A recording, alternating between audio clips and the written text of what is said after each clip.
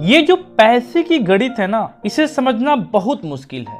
आप मेहनत करके जितना पैसा कमाओ उतना ही खर्च हो जाता है और एंड में तो पता ही नहीं चलता कि गया कहाँ, एकदम गायब हो जाता है। फिर लगता है एक पॉइंट के बाद कि इसको कहीं बचाना चाहिए, इन्वेस्ट करना चाहिए। लेकिन ये जो इन्वेस्टमेंट जैसी चीजें होती हैं, इसको सुन करके दिल बैठ जाता है कि पता नहीं ये क्या है, ये कोई अलग ही बात होगी, बहुत ही मुश्किल सी और डिफिकल्ट सी। तो एक काम करते हैं, आपको ये तो पता है कि इन्वेस्टमेंट करना चाहिए, लेकिन आपके जो तरीके हैं उनसे बड़ा डर लगता है कि कहीं कुछ गड़बड़ ना हो जाए, कोई प्रॉब्लम नहीं हो जाए, लॉस ना हो जाए। तो डोंट वरी, आप सिर्फ आधा घंटा इन्वेस्ट कीजिए इस समरी पर और बाकी जो चीजें हैं जितने आसान तरीके से समझाई गई हैं वो आपका काम बहुत ही आसान कर देंगे। नमस्कार मित्रों, मैं हूं पवन कुमार वर्मा और मैं हूं एक बुक रीडर और आज की ये ऑडियो बुक समरी को बनाया है PKV रीडर ने, जहां पर आप समरी को सुन सकते हैं, समझ सकते हैं और शेयर भी कर सकते हैं। तो आइए जानते हैं इस समरी के बारे में, जिसका नाम है let's talk money. You have work hard for it, now make it work for you. इसे लिखा है मोनिका हेलन ने। और इस समरी की अगर बात की जाए तो डेप्थ, इक्विटी, एसेट्स, इन्वेस्टमेंट, अगर आप भी औरों की तरह हैं तो ये चार शब्द सुनकर पक्के से आपका भी सिर ना दर्द करने लगेगा। ये आपको पूरी तरह बेकार लगता होगा और आप उनके बारे में सीखने में बिल्कुल भी इंटरेस्टेड नहीं होंगे, है ना? लेकिन बदकिस्मती से आप इन शब्दों से बच नहीं सकते और नहीं आप अपनी फाइनेंशियल मुश्किलों से बच सकते हैं, क्योंकि समय आ गया है कि आप आगे बढ़कर फाइनेंस के बारे में पढ़ें और सीखें। ये जो पैसा है ना, ये तभी डरावना हो सकता है जब आप उसे डरावना समझें। इस समरी में आप सिंपल फाइनेंशियल सिस्टम के बारे में सीखेंगे।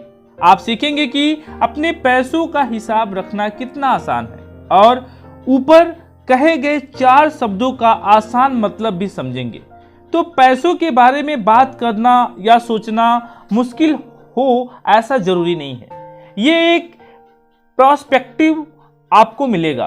तो आइए इस जर्नी को शुरू करते हैं और सबसे पहले बात करते हैं द मनी ऑर्डर। अब ये क्या है, आइए जानते हैं। क्या कभी ऐसा भी समय रहा है आपके साथ जब आप अपने पैसे के बारे में चिंता भी कर रहे थे? जब आप काम पर जाते हैं तो आप बिल्स पे करने के बारे में सोचते हैं। बस में जब ड्राइवर आपको बताता है कि बस का किराया बढ़ गया है तब आप चिंता करते हैं। आपको कैफे में एक पेस्ट्री खरीदने में भी बहुत लगता है कि आप इसके पैसों को बाद के लिए बचा सकते थे, हालांकि आपको अच्छी पेस्ट्री खाए हुए बहुत समय हो गया। तो कितना ही कुछ न कर लें, आपको ये पैसे से जुड़ी प्रॉब्लम कभी खत्म होते दिखाई नहीं देती। लेकिन इन सभी परेशानियों का हल है, सॉल्यूशन है। कोई भी अपने फाइनेंशियल मैटर को खुद हैंडल कर सकता है, इसे बहुत कॉम्प्लिकेटेड होने की जरूरत नहीं है। अपनी फाइनेंशियल लाइफ को एक पैसे के बक्से की तरह देखिए। अगर आपको आसान लगे तो आप इसे पिगी बैंक की तरह भी देख सकते हैं। आप उस मनी बैंक को अपनी कमाई से भर देते हैं और आपका किराया, रोज के खर्चे, इमरजेंसी जैसे खर्चों के लिए उस बॉक्स से पैसे निकालते हैं। अक्सर महीने के आखिर में उस बॉक्स में कुछ पैसे बच जाते हैं। वो बचे हुए पैसे आपके बच्चों के कॉलेज के खर्चे या आपके रिटायरमेंट प्लान में जा सकते हैं। अब ज़्यादातर लोग यही पर गलती करते हैं। उन्हें लगता है कि मनी बॉक्स में बचे हुए पैसे इन्वेस्टमेंट के लिए हैं। वो तुरंत से स्टॉक खरीदने के बारे में सोचते हैं या फिर अपनी पेंशन प्लान में इन्वेस्ट करने के बारे में सोचते हैं। अब आप सोच सकते हैं कि क्या बचे हुए पैसे इस्तेमाल करने का यही सबसे अच्छा तरीका नहीं है? तो हाँ, ये सही तरीका है, लेकिन यह आपका सबसे पहला कंसर्न नहीं होना चाहिए। अगर आपके पास बचे हुए पैसे हैं तो आपको सबसे पहले इन्वेस्टमेंट के बारे में नहीं सोचना चाहिए।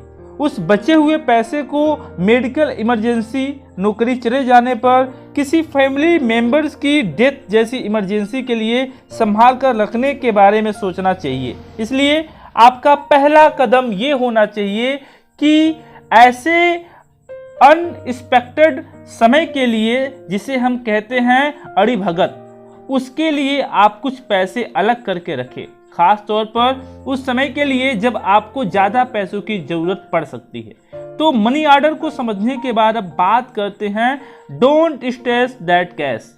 मतलब ये कि इस बुक की जो ऑथर है मोनिका, वो अपने दोस्त अनु से बिल्कुल अपोजिट है। जहां पर मोनिका हर चीज प्लान करके एक मेथड के साथ करती है, वहीं पर अनु किसी चीज को प्लान नहीं करती और तुरंत से डिसीजन ले लेती हैं। अनु एक केयरफुल सिंगल पेरेंट्स हैं, वो फ्रीलांस डिजाइनर के तौर पर अपनी कमाई पर जीती हैं। अनु को पैसे के बारे में बात करना बहुत ही बोरिंग लगता है और उनके वक्त बर्बाद करने के लिए समय भी नहीं है। तो एक दिन लंच के टाइम मोनिका को ये जान करके बहुत आश्चर्य हुआ, वो चौंक गई कि अनु पहली बार फाइनेंशियल मैटर के बारे में बात करना चाहती थी। वो इस बात को लेकर के बहुत ज़्यादा परेशान थी कि उन्हें नहीं पता था कि उनका पैसा जा कहाँ रहा है। अब उन्हें ये तो समझ आ गया था कि उनका पैसा बैंक में आता है, लेकिन उसके बाद कहाँ और कैसे खर्च होता है ये उनके समझ में आ ही नहीं रहा था। तो क्या आप भी अनु की तरह हैं? क्या आप भी समझ नहीं पाते कि आपका पैसा कहाँ गायब हो गया?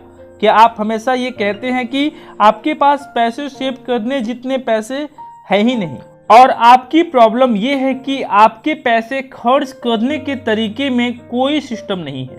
आपके पास अपने खर्च का हिसाब रखने का सिस्टम नहीं है। इसके लिए आपको सिर्फ इतना करने की जरूरत है कि आप कितना खर्च कर रहे हैं और कितना बचा रहे हैं, उस पर ध्यान दें। हाँ, ये सुनने में बोरिंग लगता है। अपने खर्चे का हिसाब रखना कोई बहुत मजेदार काम तो है नहीं, लेकिन आपको यह जानकर आश्चर्य होगा कि हालांकि आप सोचते हैं कि आप खर्चीले नहीं हैं, लेकिन आप सेल या डिस्काउंट का बोर्ड देखते ही तुरंत से कोई चीज खरीद लेते हैं। आप ग्रोसरी खरीदते समय अपने बजट से ज्यादा खर्चे कर देते हैं। फिर जब आपके पास पैसे कम बचते हैं तब आपको आश्चर्य होता है, आप चौंक जाते हैं, हैरान रह जाते हैं। अनु को अपने खर्चों की लिस्ट बनाना बोरिंग लगता है। ज्यादातर लोग खर्च का हिसाब रखना बंद कर देते हैं क्योंकि उन्हें ये झंझट लगता है। इसलिए मोनिका खर्च का हिसाब रखने के लिए एक आसान और बेहतर तरीका बताती है। अपने पैसों को जरूरत के हिसाब से कई हिस्सों में बांट लीजिए। जैसे मोनिका अपने पैसों को 3 हिस्सों में बांटती हैं, इनकम, एक्सपेंडिंग और सेविंग। ये सुनने में तो काफी आसान लग रहा है, लेकिन इसी का तो मोनिका ने भरोसा दिलाया था। 3 बैंक अकाउंट इस्तेमाल करती हैं। उन 3 बैंक अकाउंट को उन्होंने अलग अलग नाम दिया है। ये नाम है इनकम अकाउंट, स्पेंड अकाउंट और इन्वेस्टेड अकाउंट। वैसे नाम में बहुत ताकत होती है। अब मान लीजिए आपके लॉन में रोज एक मुर्गा दौड़ता फिरता है। आप उस मुर्गे को बहुत पसंद करने लगते हैं और उसका नाम चिकू द चिकन रख देते हैं। अब सोचिए, क्या आप कभी चिकू को मार कर खा पाएंगे? मोनिका को नहीं लगता कि आप ऐसा कर पाएंगे। किसी भी चीज को एक आइडेंटिटी यानी कि पहचान देने के बाद उसको चोट पहुंचाने से हमें गिल्ट महसूस होता है। इसलिए मोनिका अपना बजट जल्दी से जल्दी बनाती हैं। जैसे कि उनकी सैलरी उनके इनकम अकाउंट में आती है, वो जरूरत के पैसे अपने स्पेंड अकाउंट में डालकर बाकी बचे हुए पैसे इन्वेस्ट अकाउंट में डाल देती हैं। अब मोनिका के इस तरीके के बारे में शिकायत भी आप कर सकते हैं कि जैसे आपकी सैलरी बहुत कम है, लेकिन अगर आप ध्यान से सोचे तो आपको पता चलेगा कि सैलरी आपका इकलौता पैसे का सोर्स नहीं है। आपकी जिंदगी में छोटे छोटे बोनस भी आते हैं। जैसे आपका कोई रिश्तेदार आपको खाने पर बुलाए, जिससे आपका उस समय खाने का खर्चा बच जाता है। आपके काम में आपको रिफंड या डिस्काउंट मिल जाए, या आपको कोई दोस्त आपसे लिए हुए उधार पैसे लौटा दे, है ना। तो पॉइंट ये है कि कई बार हमें एक्स्ट्रा पैसे मिलते हैं। आपको ये ध्यान रखना चाहिए कि आप उसे तुरंत खर्च ना कर दें, बल्कि अपने इनकम अकाउंट में डालने की कोशिश करें। जितना हो सके अपने हाथ में कैश न रखें, क्योंकि जब आपके हाथ में कैश नहीं होता तो उसे खर्च करने के चांसेस भी कम हो जाते हैं। ऑनलाइन बैंकिंग करना शुरू कीजिए, उससे चीजें आसान हो जाएंगी। मोनिका के अनुसार आपको ये पहले 3 महीने करके देखना चाहिए। जैसे ही आपकी सैलरी मिले आप उसे अपने अकाउंट में बांट दीजिए। फिर ध्यान दीजिए जो अमाउंट आपने स्पेंड अकाउंट में डाला है क्या वो आपके लिए काफ़ी है या फिर ये आपको थोड़ा सा कम लग रहा है। क्या आपके पास इन्वेस्टेड अकाउंट में ज़रूरत के जितना पैसा है।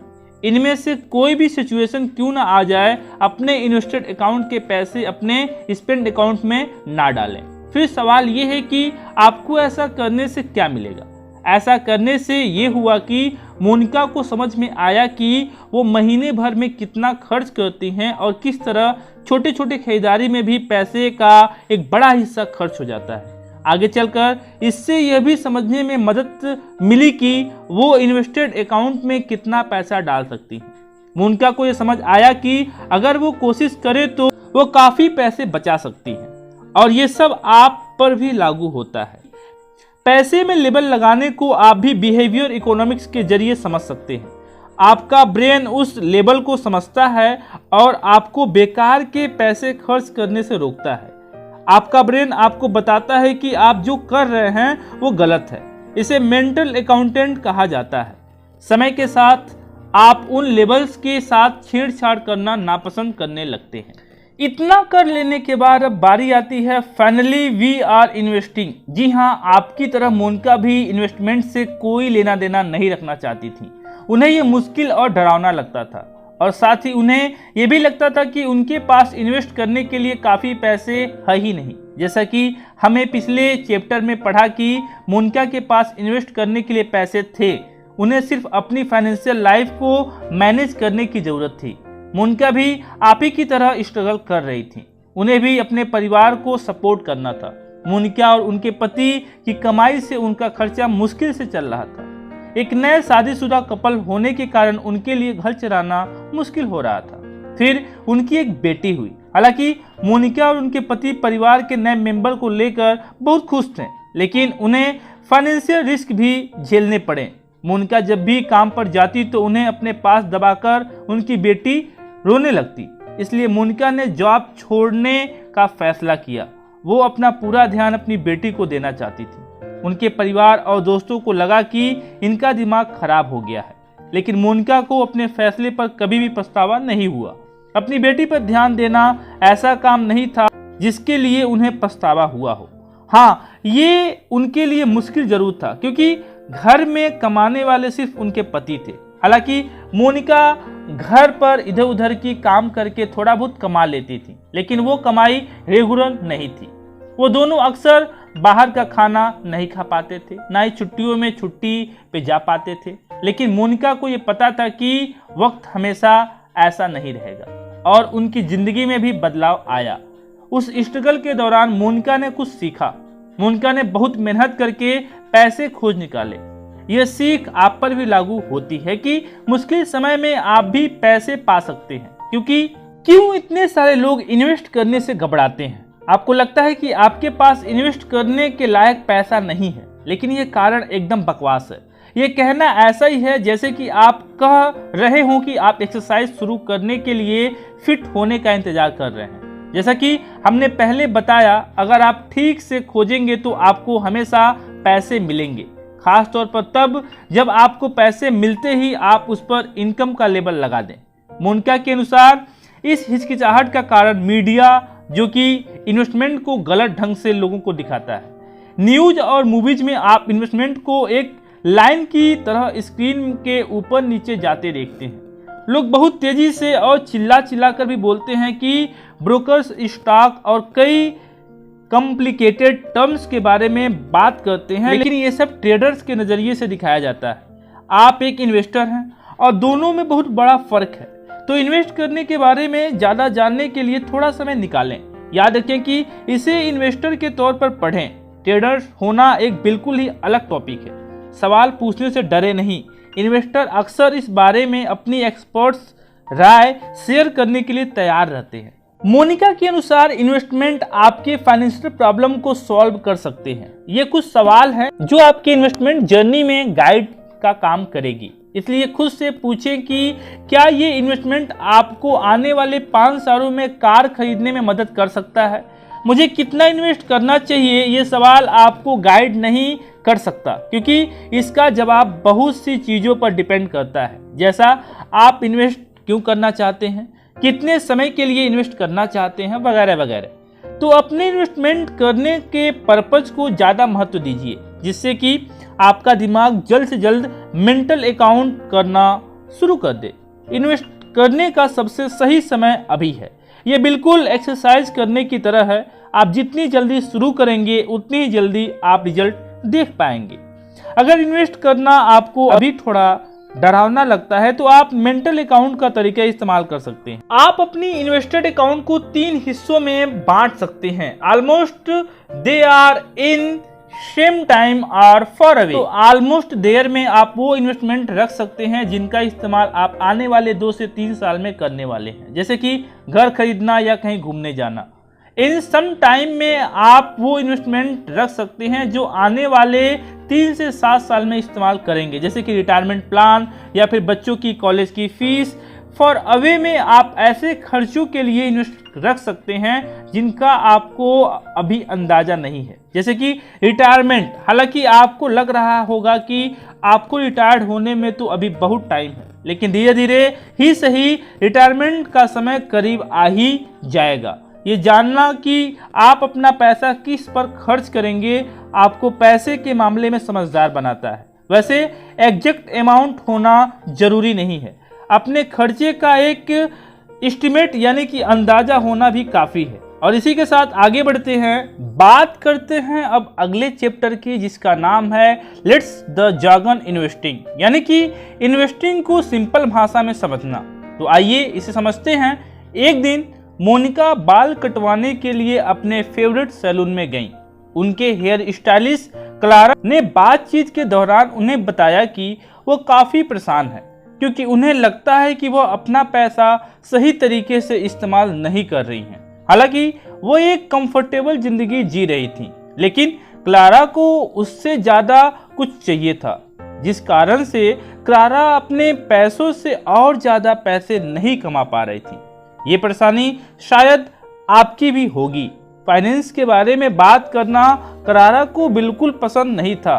उनके अकॉर्डिंग तो वो फाइनेंस को समझने के लिए बहुत बेवकूफ़ थी, कुछ भी उन्हें नहीं पता था। इससे मोनिका को ये समझ में आया कि इसी रीजन से बहुत से लोगों में फाइनेंशियल स्किल्स की कमी होती है। आप बस इसे सीखना ही नहीं चाहते। आप जितने नासमझ होंगे लोग उतना ही आपका फ़ायदा उठाएंगे। तो आपको नॉलेज के जरिए खुद को ताकतवर बनाना होगा। तो मोनिका इन्वेस्टमेंट से जुड़ी उन इम्पोर्टेंट चीज़ों के बारे में बता रही हैं जो आपको जाननी चाहिए। डेट यानी उधार, इक्विटी और रियल एस्टेट्स, ऐसे 3 कॉन्सेप्ट है जिनके बारे में आपको पता होना चाहिए। वो हर चीज़ जो आप उधार लेते हैं डेट होता है। किसी भी बिजनेस का मालिक होना और उससे जुड़े रिस्क को उठाना उसे इक्विटी कहते हैं, और इक्विटी को फाइनेंशियल इक्विटी भी कहा जाता है। वहीं रियल एसेट्स वो चीज़ है जिन्हें आप देख सकते हैं, जैसे कि सोना या रियल एस्टेट मतलब जमीन और घर। अब आपके मनी बॉक्स में डेट, इक्विटी और रियल एसेट्स के लिए भी एक जगह होनी चाहिए। डेट क्या है ये आपको पहले से ही पता होगा। आपका घर, कार या क्रेडिट कार्ड लोन पर हो सकता है, लेकिन मोनिका के लिए इसका अलग ही मतलब है। मान लीजिए आप अपने बैंक में डिपॉजिट कर रहे हैं। बैंक आपके डिपॉजिट को एक उधार के रूप में देखेगा।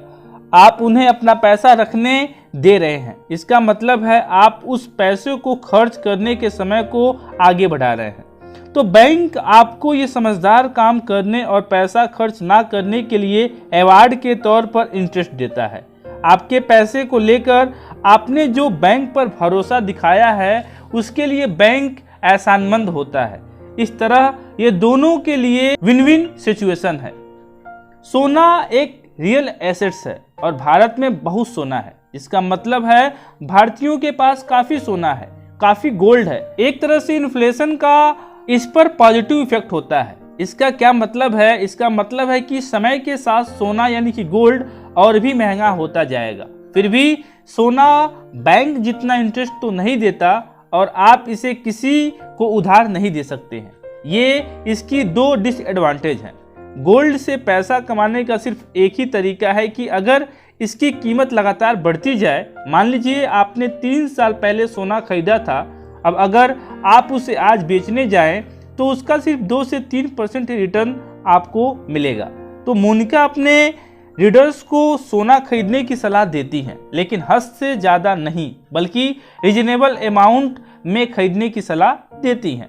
वह उस पर इन्वेस्ट अकाउंट का 5 से 10% से ज़्यादा खर्च करना सही नहीं मानती। रियल एस्टेट भी एक तरह का रियल एसेट्स है। बहुत से लोग इसी तरह के इन्वेस्टमेंट से अमीर हुए हैं, लेकिन अगर आपने इसे समझदारी से नहीं किया तो आप अपना सारा पैसा गंवा सकते हैं। मोनिका की एक दोस्त हैं जिनके साथ ऐसा हो चुका है। उनके दोस्त डेन ने शहर के जाने माने एरिया में एक फ्लैट खरीदा था। उसने अपनी इनकम का 40% उसमें लगा दिया। इसके लिए उसने लोन भी लिया था, लेकिन इतना पैसा काफ़ी नहीं था। आगे चलकर डेन को अपना घर गिरवी रखना पड़ा क्योंकि बैंक को सिक्योरिटी चाहिए थी। सिचुएशन उतनी ही खराब थी जितनी सुनने में लग रही है। मोनिका ने डेन के गलत फैसले लेने से रोकने की कोशिश की थी। डेन ने एक अच्छा घर होते हुए भी नया फ्लैट क्यों लिया, वो भी तब जब डेन जल्दी ही रिटायर्ड होने वाला था। अब चिंता की बात ये थी कि उसने फ्लैट के लिए जो इतने सारे लोन लिए थे ये उसे किस तरह चुकाएगा। ये सब सवाल हैं जो आपको किसी भी चीज़ में इन्वेस्ट करने से पहले सोचना चाहिए। डेन ने बताया कि उसने ऐसा इसलिए किया क्योंकि उसने रियल एस्टेट इन्वेस्टमेंट के कामयाब होने की बहुत सारी कहानियां सुनी थी।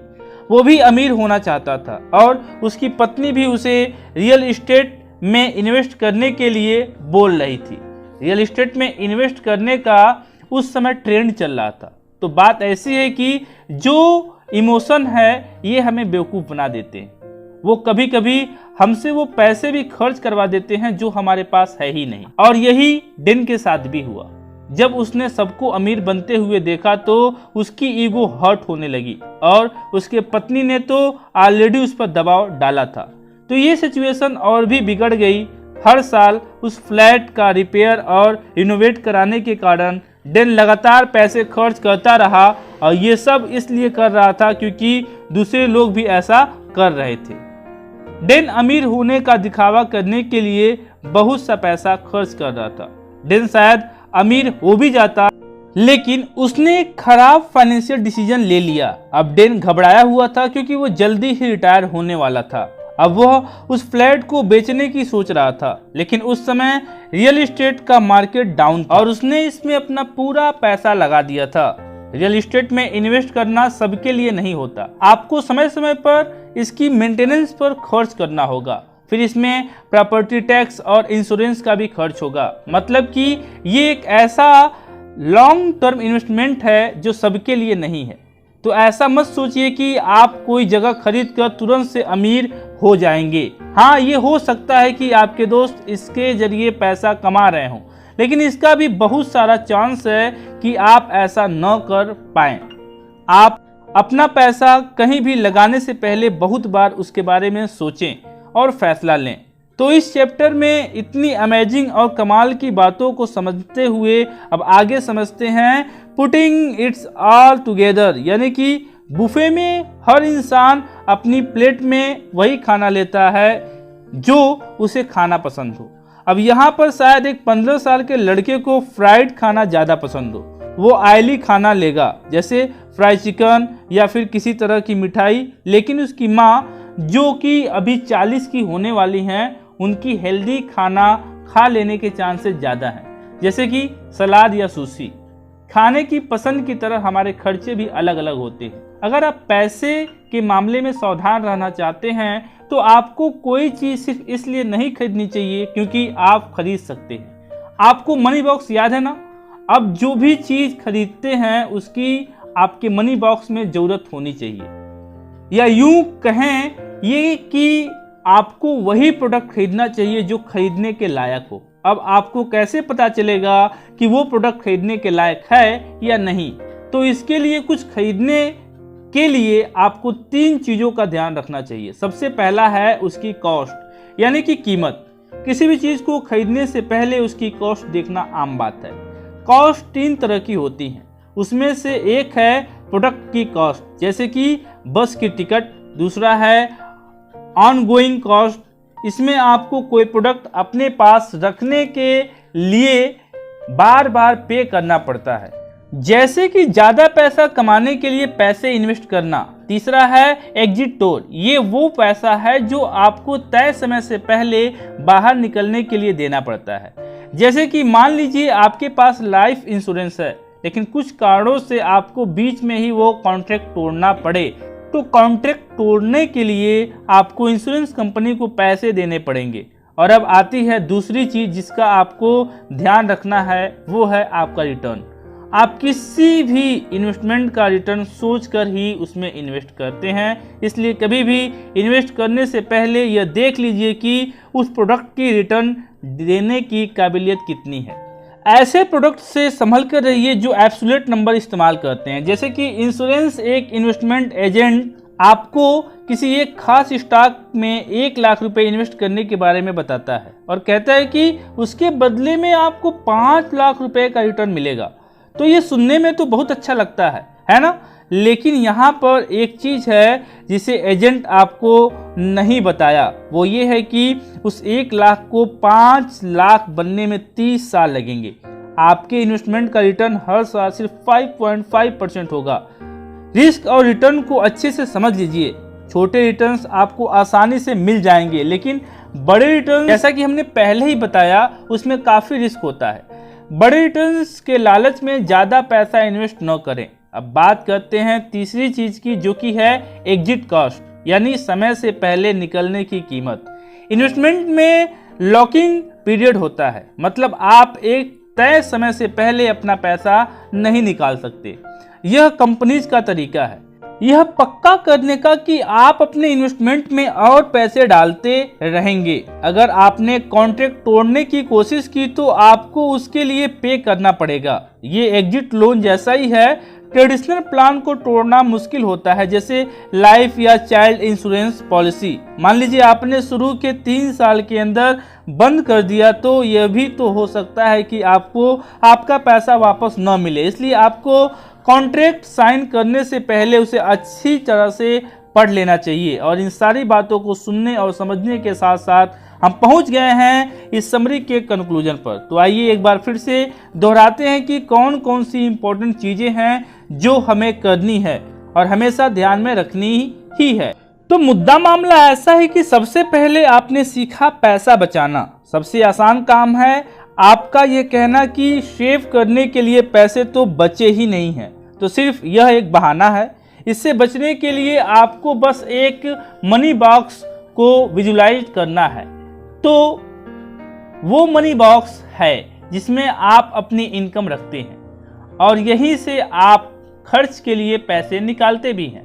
आपको अपनी प्रायोरिटी समझने की और उस पर ध्यान देने की जरूरत है। अगर आपके पास पैसे बचे हैं तो उसे तुरंत इन्वेस्ट करने के बारे में न सोचना, उसे इमरजेंसी के लिए बचा कर रखिए। दूसरी चीज जो आपने सीखी वो ये है कि आप अपने फाइनेंशियल सेटअप के बारे में जितनी जल्दी सोचेंगे उतना अच्छा है। अपने पैसे के लिए एक सिस्टम बनाइए, उसे कॉम्प्लिकेटेड होने की जरूरत नहीं है। अपने पैसों को जरूरत के हिसाब से बांटें। मोनिका इसके लिए 3 कैटेगरी बताती हैं, इनकम, स्पेंडिंग और सेविंग। तीसरी चीज जो आपने सीखी वो है जानकारी की ताकत, यानी कि लर्निंग की पावर। आपको इन्वेस्टमेंट तब तक डरावना लगता है जब तक आप इसके बारे में जानकारी नहीं ले लेते। अपनी फाइनेंशियल नॉलेज को बढ़ाने के लिए थोड़ा समय निकालें, जैसे कि आप अभी निकाल रहे हैं। कांग्रेचुलेसन। आगे चौथी चीज जो आपने सीखी वो ये है कि इन्वेस्टमेंट के 3 मेन फीचर्स होते हैं, डेब्ट, इक्विटी और रियल एसेट्स। फायदेमंद इन्वेस्टमेंट पाने के लिए आपको इन तीनों टर्म्स के बारे में जानना होगा। सही जानकारी ना होने के कारण इन्वेस्टमेंट फेल हो जाते हैं। 5वीं चीज ये जानना कि कोई भी प्रोडक्ट इन्वेस्ट करने के लायक है या नहीं। आपको उसकी कीमत यानी कॉस्ट, रिटर्न और तय समय से कॉन्ट्रैक्ट से बाहर निकलने की कीमत के बारे में सोच समझकर इन्वेस्ट करना चाहिए। फाइनेंशियल मैटर्स के बारे में सीखने के लिए थोड़ा समय निकालें। आप जितना कम जानेंगे लोग उतना ही ज्यादा आपका फायदा उठाएंगे। और कम से कम इस बुक के ऑथर मोनिका और पीके भी रीडर तो बिल्कुल नहीं चाहते हैं। नॉलेज ही असली पावर है जिसे अपने पैसे को बढ़ाने और खुद को ताकतवर बनाने के लिए इस्तेमाल कीजिए। और इन्हीं सारी बातों के साथ ये समरी यहीं पे कंप्लीट होती है, लेकिन आपकी और हमारी जर्नी यहीं से शुरू होती है। ये शुरुआत करना बहुत ज़रूरी है। अगर हम अपनी लाइफ को अपने तरीके से जीना चाहते हैं तो ये समरी आपको कैसी लगी, कौन सा कॉन्सेप्ट आपको बहुत अच्छा लगा, या ऑलरेडी आप किसी कॉन्सेप्ट को फॉलो कर रहे हैं, या कौन सी वो चीज़ है या लाइन है या कहानी है जिसने आपसे कहा कि बस बहुत हो गया, आज और अभी से ही इन्वेस्टमेंट नाम के इस शब्द से दोस्ती कर लेनी चाहिए। और दोस्ती करने से पहले इसे बारी बारी से जब जब टाइम मिले समझना भी चाहिए, राइट। दोस्ती करने से पहले हम समझते भी हैं ना, तो ये काम आपको करना है। बाकी पीकेबी टीम की मेहनत आपको पसंद आई हो, तो समरी आपको बहुत अच्छी लगी है, तो प्लीज़ अपना ढेर सारा प्यार भर भर के लाइक शेयर सब्सक्राइब करके हमें दे सकते हैं। इसके अलावा भी कुछ कहना चाहते हैं, आइडिया सजेशन, तो आप हमें मेल कर सकते हैं। तो पवन कुमार वर्मा आपसे मिलेंगे नई समरी में। तब तक रखिए अपना ढेर सारा ध्यान, हमेशा खुश रहिए, मुस्कुराते रहिए और पैसों के बारे में ना सोचना शुरू कीजिए, बहुत जरूरी है। जय हिंद, जय भारत।